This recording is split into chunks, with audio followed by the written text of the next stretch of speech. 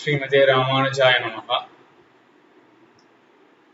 சங்கரருடைய மதம் என்ன, அதை எம்பெருமானார் எப்படி கண்டித்தார் என்பதை பார்த்தோம். கூடவே சேர்த்து இதையும் பார்க்க வேண்டும் என்று தோன்றிற்று. எம்பெருமானார் பக்தி என்றது பகவானை அடைவதற்கு உபாயம் என்பதை எப்படி தெரிவிக்கின்றார்? பக்தி பண்ணா பிரம்மத்தை அடைய முடியும் அப்படின்றது ஸ்ரீபாஷ்யத்தில் எப்படி தெரிவிக்கிறார் என்பதையும் பார்க்கலாம் என்று தோன்றிற்று. சங்கரர் என்ன சொன்னார்? உலகமானது பொய், பிரம்மம் ஒண்ணுமே உண்மை அப்படின்னு உபனிஷத்து சொல்ல அதுவே போதும். அந்த ஞானம் இருந்தா என்ன ஆகும்னா உலகமானது மறைந்து போய்விடும். எதிரில் இருக்கக்கூடியது கயிறு தான், பாம்பு அல்ல அப்படின்னு சொன்னாலே பாம்பு மறைஞ்சு போயிடும் இல்லையா? அது போல உலகம் பொய், பிரம்மம் மட்டும்தான் உண்மை அப்படின்னு உபனிஷத் அர்த்தத்தை கேட்டோமே என்றால் அதுவே போதுமானது மோட்சத்துக்கு என்று சங்கரருடைய பட்சம். எம்பெருமானார் என்ன சொன்னார்? அப்படி இருந்ததே என்றால் உபனிஷத் சொல்ற உபன்யாசத்துக்கு போனாலே போதும் மோட்சம் கிடைச்சிடும் அப்படின்னு ஆயிடும். உபனிஷத்துக்கு போனா என்ன ஆகும்? அந்த அத்வைத ஆச்சாரியர் என்ன சொல்லுவார்? பிரம்மம் மட்டுமே தான் உண்மை என்று உபனிஷத் சொல்லுகின்றது, உலகம் எல்லாம் பொய் அப்படின்னு கேட்ட மாத்திரத்திலேயே உலகம் மறைஞ்சு போயிடணும் இல்லையா? ஆனா அப்படி யாருதா தெரியலையே. அதுக்கு மேல சங்கரருடைய மதத்துல பதில் சொல்லுவார்கள். கேட்டா மட்டும் போதாது, அனவரத்தை பாவனை பண்ணணும் அப்படின்லாம் மேல அதுக்கு பதில் வர அதையும் எம்பெருமானார் கண்டித்தார் என்பதெல்லாம் முன்னாடி பார்த்தோம், சுருக்கமாக பார்த்தோம். நிறைய விஷயங்கள் இருக்கு, ரொம்ப சுருக்கமாக பார்த்திருக்கோம். சரி, இப்போ எம்பெருமானார் என்ன சாதிக்கிறார்? எம்பெருமானார் என்ன கண்டித்தார்? உபநிஷத்தினுடைய அர்த்தம் இதுதான் அப்படின்னு தெரிஞ்சா மட்டும் போதாது அப்படின்றது எம்பெருமானார் கண்டனம் பண்ணார் இல்லையா? அதுக்கு மேல எம்பெருமானார் சாதிக்கிறார், ரெண்டு ஞானம் சொல்றது உபனிஷத்து. அணுவித்ய விஜானாதி, அணுவித்ய பிரக்ஞாம் குர்வீதார் அப்படின்னு உபனிஷத் சொல்றது.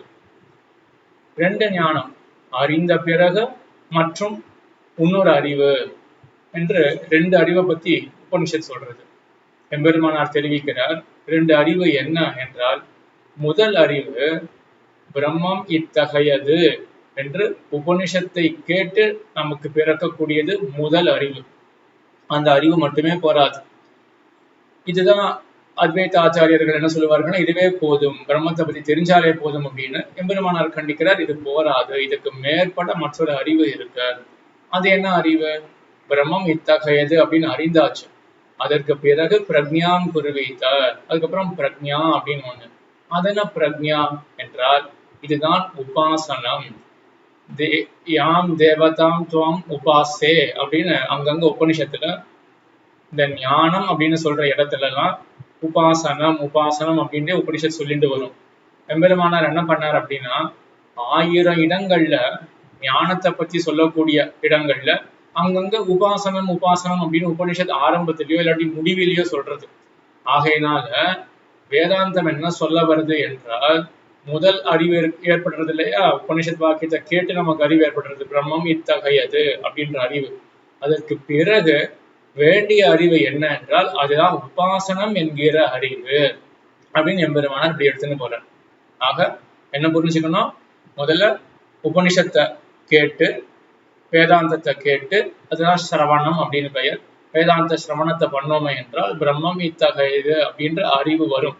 அதற்கு பிறகு உபாசனம் செய்ய வேண்டும் என்று உபனிஷத் அங்கங்கே காட்டுகின்றது. ஆக ரெண்டு அறிவு இருக்கு. இரண்டாவது அறிவு உபாசனம் என்றால் என்ன? உபாசனம் என்றால் என்ன என்றால், உபாசனம் தியானம் நிதித்தியாசனம் எல்லாம் ஒண்ணுதான். என்ன தாற்பயம் என்றால், தைல தாராவது அபிச்சின்ன ஸ்மிருதி சந்தான ரூபம். தைலத்தினுடைய தாரைய போல, எண்ணெயினுடைய தாரை, ஜலத்தினுடைய தாரை இருந்தா அங்க பிசிறு இருக்கும். ஆனா எண்ணெயினுடைய தாரையில பிசிறே இருக்காது. அது போல இடைவிடாமல் இருக்கக்கூடிய சிந்தனம் இருக்கு இல்லையா? ஸ்மரணம், நினைவு, அதுக்குதான் உபாசனம் தியானம் என்று பெயர்.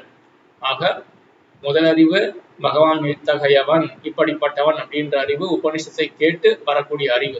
அதற்கு பிறகு எம்பெருமானுடைய தன்மைகள் தெரிஞ்சிருது இல்லையா? அதை பத்தியே அனவரதமாக இடைவிடாமல் சிந்தித்து கொண்டே இருக்க வேண்டும். அந்த அறிவுக்கு தான் உபாசனம் என்று பெயர். சரி, எவ்வளவு சிந்திக்கணும் இந்த எம்பெருமான பத்தி? பிரம்மமானது தெரிஞ்சிருது வேதாந்தத்திலிருந்து. எல்லா இடத்திலையும் பறந்து இருக்கக்கூடியது பிரம்மம். அபார கல்யாண குணங்களை கொண்டது பிரம்மம். நமக்கு என்ன தோஷம் இருக்கோ அந்த தோஷங்கள்லாம் பிரம்மத்துக்கு கிடையாது. கண்ணால பார்க்கக்கூடிய அச்சேதன பொருள்களுக்கு என்ன தோஷம் இருக்கோ அதெல்லாம் பிரம்மத்துக்கு கிடையாது. ஆக இப்படி அகில ஹேய பிரத்யநீக்கமாகவும் கல்யாணிக தானமாகவும் எல்லா நற்பண்புகளுக்கு இருப்பிடமாகவும் ஒருவித குற்றமும் இன்றிக்கே எல்லா இடத்திலையும் பறந்து இருக்கக்கூடிய விரிந்திருக்கக்கூடிய தத்துவம் பிரம்மம் அப்படின்னு உபநிஷத்துல இருந்து தெரிஞ்சுட்டோம். இதை பத்தியே நினைச்சுட்டு இருக்கோம். இதை பத்தியே நினைக்க நினைக்க இந்த உபாசனம் என்ன ஆகும் என்றால், மற்றொரு வேதாந்த வாக்கியம் சொல்றது, திரஷ்டவியா நிதித்தியாசித்தவ்யா, தரிசன சமானாகாரமாக இந்த உபாசனமானது மாற வேண்டும்.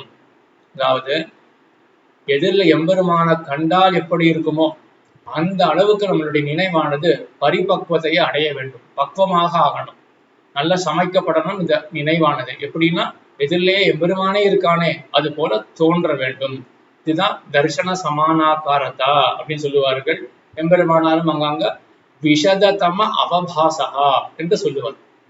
ஆக என்ன பார்த்தோம்னா, எம்பெருமான் இப்படிப்பட்டவன ஒரு நினைவு, அந்த நினைவையே நாம் இடைவிடாமல் சிந்தனம் பண்ணிட்டே இருக்கும். சிந்தனம் பண்ண எதிரிலேயே எம்பெருமான் இருக்கிறதா போல தோற்றும். அதான் தரிசன சமானாகாரதா. தரிசனம்னா பார்வை, சமான ஆகாரத்தானா அந்த பார்வைக்கு என்ன ஒரு தன்மை உண்டோ அது போல நம்மளுடைய நினைவே ஒரு பார்வையாக மாறிவிடும். இது எப்படி நினைவானது எப்படி பார்வையாக மாறிவிடும் என்றால், இதுக்கு ஒரு லௌகிகமான உதாரணம் எடுத்துப்போம். வெளிநாடு இருக்கு, அமெரிக்கான்னு வச்சுப்போமே. அந்த நாட்டை பத்தி வெறும் கேள்விப்பட்டிருக்கோம். இந்த காலத்துல டிவியில பார்த்துடலாம் அமெரிக்கா எப்படி இருக்கு அப்படின்னு. ஒரு 50 வருஷம் முன்னாடி எடுத்துன்னு போவோம். அங்க யாரோ ஒருத்தர் சொல்லி கேட்கறான் ஒருத்தன், அமெரிக்கா ஆனது இப்படிப்பட்டதாக இருக்கும் அப்படின்னு. சொன்னதுல இருந்து அவனுக்கு ஒரே ஆசை, அமெரிக்கா அப்படி இருக்குமா இப்படி இருக்குமா அது அப்படி நினைச்சுட்டே இருக்கான். அங்க இங்க போல வெப்பம்லாம் கிடையாது, இங்க போல பொல்யூஷன்லாம் கிடையாது அப்படின்னு சொல்ல அதை பத்தி யோசிச்சுட்டே இருக்கான் அப்படின்னு வச்சுப்போமே. அவனுடைய நினைவு சதா சர்வ காலமும் அமெரிக்காவை பத்தியே இருக்குன்னு வச்சுப்போமே. இப்படி இருந்ததுன்னா இங்க இருந்தாலுமே கூட, இங்க வைகாசி மாசத்துல உச்சி வெயில் அவன் இருக்கான்னு வச்சுப்போமே, அவனுடைய நினைவு எல்லாம் அமெரிக்காவை பத்தியே இருந்தது என்றால் இங்க இருக்கக்கூடிய வெப்பமானது அவனை தாக்குமான. அவனுடைய நினைவு இங்க இல்லவே இல்லையே. அவனுடைய நினைவு எல்லாமே அமெரிக்காவில் இருக்கிறதுனால அமெரிக்கா தான் இதுல இருக்கா போல இருக்குமே ஒழிய, இங்க இருந்தாலும் கூட அவன் அமெரிக்காவில் இருக்கலாம் அப்படின்னு சொல்லிடலாமா? அந்த மாதிரி இது ஒரு அத்தியந்தமான ஹேயமான ரொம்ப தாழ்ந்த விஷயத்தை பத்தி புரிஞ்சுக்கிறதுக்காக சொன்னேன். இதே போல இந்த அச்சேதன விஷயத்துல, இதே போல ஆத்ம விஷயத்துல எடுத்துக்கிட்டோமே என்றால், நமக்கு எல்லாம் தெரியும் ஆத்மாவானது உடம்ப காட்டிலும் வேறுபட்டது அப்படின்றது நம்ம எல்லாம் தெரிஞ்சு வச்சுட்டு இருக்கோம். ஆனா அதை உணர்ந்து இருக்கோமா? இந்த உடம்ப பத்தி, உடம்புல யாராவது ஒரு ஹிம்சையை செய்யணும்னு கூட அது அவசியம் கிடையாது. உடம்ப பத்தி ஒரு சுடுசொல் யாராவது சொன்னாலே உடனே நமக்கு சட்டுன்னு நமக்கு தான் வெறுப்பு வரும், துக்கம் வரும். ஆனா இந்த உடம்பு அல்லவே நாம் அப்படின்றத நாம் தெரிஞ்சுட்டு இருக்கோம். ஆனா நம்மளால உணர முடியல இல்லையா? ஒரு கால் இந்த உடம்பு நான் அல்ல அல்ல அப்படின்னு தியானம் பண்ணிட்டு இருக்கோம்னு வச்சுக்கோமே, இடைவிடாமல் தியானம் பண்றோம். தியானம் பண்ணினோமே என்றால் என்ன ஆகும்னா, அடுத்தவர் இந்த உடம்பை பத்தி ஒண்ணு சொல்ல நம்ம மனசுலயே படாது. ஏன்? ஏன்னா இந்த ஆத்மா நேர தோற்றும் கண்ணுக்கு. கண்ணுக்கு தோற்றுறது அப்படின்னா கண்ணுக்கு ஆத்மா தெரிய போறது கிடையாது. நம்முடைய நினைவெல்லாம் ஆத்மாவிலே இருக்கும். இதுதான் சாட்சாத்காரம், ஆத்ம சாட்சாத்காரம். விஷத சம அவபாசகா, தரிசன சமானாகாரத்தா, எல்லாமே ஒரே அர்த்தம் தான். மற்றொரு விதத்திலையும் புரிஞ்சுக்க பார்ப்போம். எதிரில சுவர் இருக்கு, சுவருக்கு அண்ணாண்ட மற்றொரு பொருள் இருக்கு. இப்படி இருந்ததுன்னா அண்ணாண்ட இருக்கக்கூடிய பொருள் கண்ணுக்கு தெரியுமா? தெரியாது, சுவர் தான் மறைச்சிடுமே. இதே போல ஆத்மாவை பத்தியே நினைச்சுட்டே இருந்தோம் என்றால் என்ன ஆகும்னா, மற்ற பொருள்கள்லாம் மறைஞ்சே போயிடும். அப்ப நேரம் ஆத்மா கண்ணுக்கு தெரியுதுன்னு கூட சொல்லிடலாமா? இதுதான் விஷத சம அவபாசகா என்று இது ஆத்ம விஷயத்திலையும் பார்த்தோம். முதல்ல புரிஞ்சுக்கிறதுக்காக ரொம்ப அத்தியந்தமான ஒரு ஹேய விஷயம் அமெரிக்கா அப்படின்ற விஷயத்தை பத்தி பார்த்தோம். அடுத்தது ஆத்மா விஷயத்துல பார்த்தோம். இதே போலதான் பரமாத்மா விஷயத்திலையும். பரமாத்மா பத்தி தியானம் பண்ணிட்டே இருக்க, இடைவிடாமல் தியானம் பண்ணிட்டே இருக்க, மற்ற விஷயம் எல்லாம் நெஞ்சில படவே படாது. கூறத்தாழ்வான் ஒருத்தர் கேட்டாராம், ஆழ்வான் எனக்கு எம்பெருமான ஞாபகத்திலே வைத்துக் கொள்ள வேண்டும், ஏதாவது வழி சொல்லுமே அப்படின்னு கேட்டானா ஒருத்தன். அதுக்கு ஆழ்வான் பதில் சொன்னாராம், மறக்கிறதுக்கு ஏதாவது வழி சொல்ல எனக்கு அப்படின்னு சொன்னாராம் ஆழ்வான். என்ன தாற்பயம்? ஆழ்வானுக்கு எம்பெருமான் விட்டு நினைவு மாறவே இல்லை, எல்லா நினைவுகளும் எம்பெருமான பத்தியே இருக்கு அப்படின்னு தாற்பயம். ஆக என்ன தெரிஞ்சுக்கிறோம்? இது ஆழ்வானுக்கு பகவானுடைய அனுகிரகத்தினால இந்த மாதிரி ஒரு நிலை வந்தது. உபாசனம் பண்றான் இல்லையா, அவன் வந்து இதை கஷ்டப்பட்டு இந்த நிலையை தானே சம்பாதனம் பண்ணுவான், தானே சம்பாதிச்சு கொள்ளுவான். என்ன பண்ணுவான்? அவனுக்கு இதே நிலை தான் வரும். அவனும் எம்பெருமான அவனால மறக்கவே முடியாது. எம்பெருமான் தான் அவனுடைய நினைவுக்கு விஷயமாக இருப்பான். இதுதான் தர்சன சமானாகாரதா. ஆக என்ன ஆகும்? முதல்ல எம்பெருமானை பத்தி தெரிஞ்சுக்கணும் உபனிஷத்தை கொண்டு. அதுக்கப்புறம் எம்பெருமானை பத்தி நினைக்கணும். என்ன உபனிஷத்துல இருந்து தெரிஞ்சுட்டோமோ, அமெரிக்கா பத்தி என்ன தெரிஞ்சுட்டு இருக்கோம், ஒருத்தர் சொல்ல நம்ம கேட்டிருக்கோம் இல்லையா, அமெரிக்கா இப்படிப்பட்டதாக இருக்கும் அப்படின்னு. அதே போலதான் இங்கேயும் உபனிஷத்து சொல்ல நம்ம கேட்டிருக்கோம் இல்லையா, பிரம்மமானது ஸ்ரீ வைகுண்டத்துல அப்படி இருக்கும், க்ஷீராபில இப்படி இருக்கும், சூரிய மண்டலத்தினுடைய மத்தியத்தில் இந்த மாதிரி இருக்கும், ஹிருதயத்தினுடைய ஹிருதய குகையில எம்பெருமான் வந்து இந்த மாதிரி திவ்யமங்கல விக்கிரகத்தோட இருப்பான், அவனுக்கு இப்ப ஏற்பட்ட கல்யாண குணங்கள்லாம் இருக்கு, எல்லா இடத்துலயும் வியாபித்து இருப்பான். இதெல்லாம் உபநிஷத்து சொல்லித்தானே கேட்டிருக்கோம், நம்ம என்ன கண்ணாலையா பார்த்துருக்கோம் அதெல்லாம். ஆக இதுவும் ஒருத்தர் சொல்லி கேட்ட விஷயம் தான் இது, பிரம்மத்தை பத்தின விஷயம். இதுக்கப்புறம் இடைவிடாமல் யோசிக்க நினைக்க இதுவே மனசுக்கு விஷயமாகி இதை விட்டுட்டு புறம் ஒரு விஷயத்துல போகவே போகாது. அப்போ இது மட்டும்தான் விஷயமாக இருக்கும். இதுதான் அப்போ நேர்ல ஒருத்தர் கண்ணெதிர ஒருத்தர் இருக்காரு அப்படின்னா அவரை தாண்டி அண்ணாண்ட பார்க்க முடியுமா? அந்த மாதிரி வச்சுக்கலாம். தர்ஷன சமானாகாரதா, நேர்ல பிரம்மம் காண்கிறா போல இருக்கக்கூடியது பிரத்யட்சமாக ஆயிடும் பிரம்மம் என்று சொல்லலாம். என்று இது எப்படி ஒரு இந்த நிலை? உபாசனத்தாலே வரும். உபாசனமாக எப்படிப்பட்டதாக இருக்கும்? இடைவிடாமல் நினைக்க வேண்டும். இது 2வது படி. ஆக எம்பெருமான பத்தி அறியறது உபனிஷத்தை கொண்டு, அறிந்த எம்பெருமான பத்தி இடைவிடாமல் நினைக்க வேண்டும் அப்படின்றது 2வது நிலை. தியானம் அப்படின்றதுக்கு வந்துட்டோம். சரி, பக்தி எங்க வருது? பக்தி எங்க வருதுன்னா, இந்த தியானத்துல நாம் அன்பை சேர்க்க வேண்டும். இடைவிடாமல் எம்பெருமான பத்தி நினைக்கணும் இல்லையா, எல்லா இடத்திலும் பிரம்மமானது பரவி இருக்கும், அது எல்லாரும் காட்டிலும் மேம்பட்டு இருக்கும் அப்படின்னு ஒரு கடின சிந்தனையாக, ஏதோ சுஷ்க ஹிருதயா அப்படின்னு சொல்லுவார்கள், சுஷ்க ஹிருதயம் அப்படின்னு சொல்லுவார்கள், உலர்ந்த ஹிருதயம், கொஞ்சம் கூட நீர் பசை இல்லாம, கொஞ்சம் கூட அன்பே இல்லாம இப்படிலாம் எம்பெருமானை பத்தி நினைக்க கூடாது. ஆனா என்ன பண்ணணும்? எம்பெருமான் இவ்வளவு மேம்பட்டவனா, இப்பேற்பட்டவனா எம்பெருமான், அவனுடைய சௌலபியம் என்ன அப்படின்னு எம்பெருமானத்துல பிரீத்தி விளையும்படியாகவும் எம்பெருமானை பத்தி நினைக்கணும். ஏன்னா அந்த குணங்களும் சொல்லப்பட்டிருக்கு உபனிஷத்துல. ஆக பிரீத்தியோட இப்பேற்பட்ட எம்பெருமான் என்னுடைய சுவாமி, எனக்கு இவ்வளவு எளிவனாக இருக்கான் அப்படின்னு அவனிடத்துல பிரீத்தியை சேர்க்க தியானமானது என்ன ஆகும்னா பக்தி ஆகும். ஆக தியானமே தான் பக்தி. இந்த தியானத்துல அன்பை சேர்த்தோம் என்றால் அதுதான் பக்தி. இந்த பக்தியினால மோட்சம் பெறுவான். இதெல்லாம் யாரு? பக்தி யோகத்தை உபாயமாக செய்கிறவனுக்கு இந்த பக்தியானது இந்த மாதிரி மோட்சத்தை பெற்றுக் கொடுக்கும். சரி, எம்பெருமானார் எப்படி சேர்த்தார்? பக்தி தியானம் அப்படின்றது நிறைய எடுக்கிறார் எம்பெருமானார். உபாசனம் தியானம் அப்படின்றதுக்கெல்லாம் வேதாந்த வாக்கியங்கள் நிறைய எம்பெருமானார் எடுக்கிறார். இந்த தியானத்தை பக்தியாக எப்படி மாத்தறார் என்றால், ஸ்ரீபாஷத்துல இந்த பக்தின்ற சொல் அவ்வளவா வருதே இல்லை. உபாசனம் வரும், தியானம் வரும். பகவத்கீதையில பக்தின்றது கொட்டி கிடக்கும் பக்தின்ற சொல்லு. ஸ்ரீபாஷத்துல பக்தின்ற சொல்லுக்கு அவ்வளவா இடம் கிடையாது. சில இடத்துல மட்டும் எம்பெருமானார் எடுக்கிறார். தியானத்தை பக்தியாக எப்படி மாத்துறார் என்றால், கட்டோபநிஷத்துல ஒரு வாக்கியம் இருக்கு, அதை கொண்டு தியானத்தை பக்தியாக மாத்துறார். இந்த கட்டோபநிஷத்து என்ன சொல்றதுன்னா, நாயமாத்மா பிரவச்சனேன லப்யா ந மேதையா ந பகுனா ஸ்ருதேன எமே வைஷ ஆத்மா குருணத்தே தேன லப்யா தனு ஸ்வாம் என்று அந்த பிரம்மத்தை எவ்வளவு தியானம் பண்ணாலும் அடைய முடியாது அப்படின்னு உபனிஷத்து சொல்றது. இது என்னது? தியானம் பண்ணா பிரம்மத்தை அடைய முடியும் அப்படின்னு சொல்ற உபனிஷத்து தியானம் பண்ணா அடைய முடியாது அப்படின்னு சொல்றது அப்போ முரண்பாடு இல்லையா என்றால், வரட்டு தியானத்தினால அடைய முடியாது அப்படின்னு தாற்பயம். அப்ப எப்படி தியானம் பண்ணணும்? எமே வைஷ பிரணத்தே தேன லப்யா, அந்த எம்பெருமான் தியானத்தினால அடைய முடியாது. எப்படி அடையப்படுவான் அந்த எம்பெருமான் என்றால், எந்த ஜீவாத்மாவை வரிக்கின்றானோ, எந்த ஜீவாத்மாவை தேர்ந்தெடுக்கின்றானோ அந்த ஜீவாத்மா பிரம்மத்தை பகவானை அடைவான் அப்படின்னு உபனிஷத்து சொல்றது. இதை கொண்டுதான் எம்பெருமானார் பக்தி அப்படின்ற தத்துவத்தை கொண்டு வர்றார். எப்படி கொண்டு வர்றார் என்றால், சரி, எம்பெருமானை யார் அடைய முடியும்? எந்த ஜீவாத்மா எம்பெருமானால வரிக்கப்படுகின்றானோ அந்த ஜீவாத்மா எம்பெருமானை அடைவான் என்றால், சரி, எந்த ஜீவாத்மாவை வரிப்பான்? வரிக்கிறதுனா தேர்ந்தெடுக்கிறது.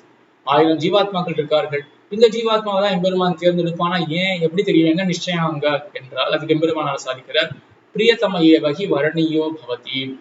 எந்த ஜீவாத்மா எம்பெருமானுக்கு மிகவும் வேண்டப்பட்டவனாக, மிகவும் பிரியமாக இருக்கின்றானோ அந்த ஜீவாத்மாவை எம்பெருமான் தேர்ந்தெடுப்பான், வரிப்பான்.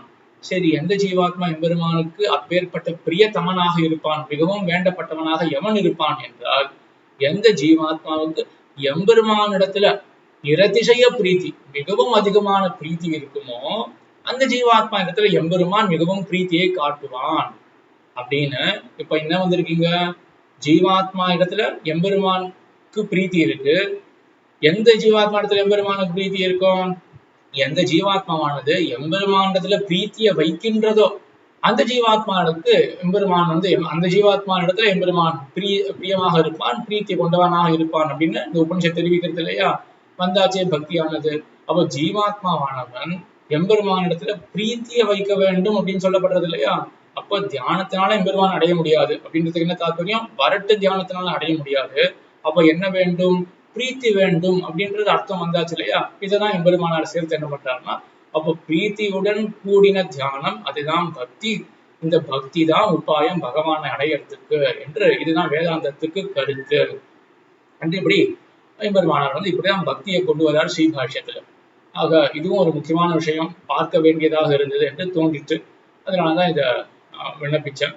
ஆக என்ன இங்க படிகள் என்ன ஞாபகம் வச்சுக்கணும்?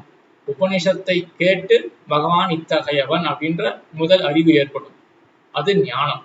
அதற்கு பிறகு எப்படி எம்பெருமான அறிஞ்சிருக்கோமோ இடைவிடாமல் தியானம் பண்ண வேண்டும், இடைவிடாமல் சிந்தனம் பண்ண வேண்டும். அது இரண்டாவது படி, இரண்டாவது ஞானம், அதுதான் உபாசனம் தியானம் என்றது. அந்த தியானத்திலே அன்பை கலக்க வேண்டும், பிரீத்தியை கலக்க வேண்டும். அப்படி கலந்தோமே என்றால் அந்த தியானமே பக்தி ஆகின்றது. அந்த பக்தியினால பகவான் அடையப்படுகின்றான் என்று இந்த படிக்கட்டு தான் ஸ்ரீபாஷ்யத்துல எம்பெருமானார் காட்டி கொடுத்த ஒரு சோபானம், ஒரு படிக்கட்டாக இருக்கு என்று இப்படிதான் பக்தியால எம்பெருமான் அடையப்படுவான் என்று ஸ்ரீபாஷ்யத்தை காட்டினார். ஆனா நாமெல்லாம் பிரபன்னர்கள், பக்தி யோகத்தை நம்ம விட்டவர்கள், பிரபத்தியே எம்பெருமான உபாயம் என்று பற்றக்கூடியவர்கள். அது அந்த விஷயங்கள்லாம் கொஞ்சம் மற்ற ஒரு அவசரத்துல அந்த விஷயங்கள்லாம் பார்க்கலாம் என்று சொல்லி அமைகின்றேன். ஆழ்வார் திருவடிகளே சரணம், எம்பெருமானார் திருவடிகளே சரணம், ஜீயர் திருவடிகளே சரணம்.